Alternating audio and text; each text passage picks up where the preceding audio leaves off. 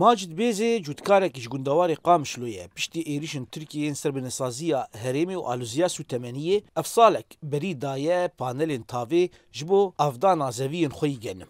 هناك حسابات جذب حفرق هي بس يعني يكي قصر حسابات جذب بس اما كفرق قد بقي فرق قلقي هذا نقبه مازوت يدو زيت يدو عطالي موتور دو حقي موتور جي مبلغ موتور حقي لا تف مولدا كهرب حقي دور نزيك 12000 تكلفه حياه الدينه يعني انت بيجي بحسبيني وعطالي ناتي بحسبيني انت زيت هاي بحسبيني انت مازوت هاي بحسبيني مشاكل موتور جي بر بس افانا مجرد تداني تكاليف ومصاريف نامين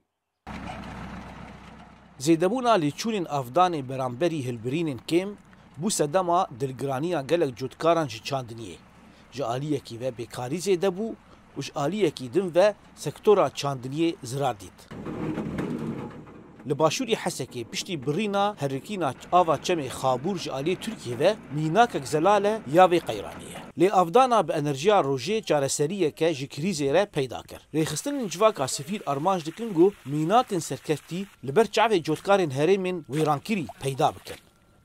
فمنطقة ولومان زراعة ولومان قال لك هدف زراعة بردا أم وكي منظمين قازن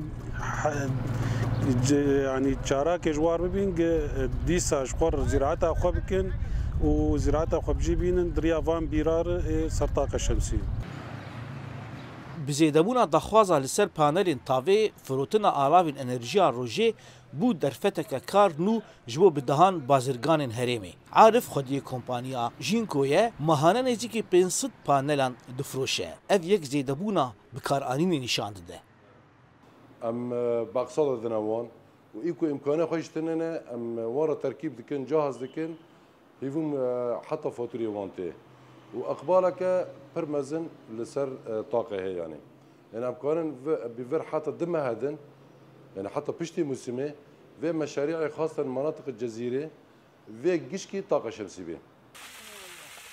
Li seranserên herêmên Bakur Rojhilatê Sûriyê enerjiya rojê çareseriyeke mayînde ye ji bo cotkarên herêmê. Di encam de li gorî pisporên çandiniyê wê bêkarî di nava cotkaran kêm bibe, hilbirîn bi cûreyeke baştir jî zêde bibe. Zana Umer, dengê Amerîka, Qamişlo.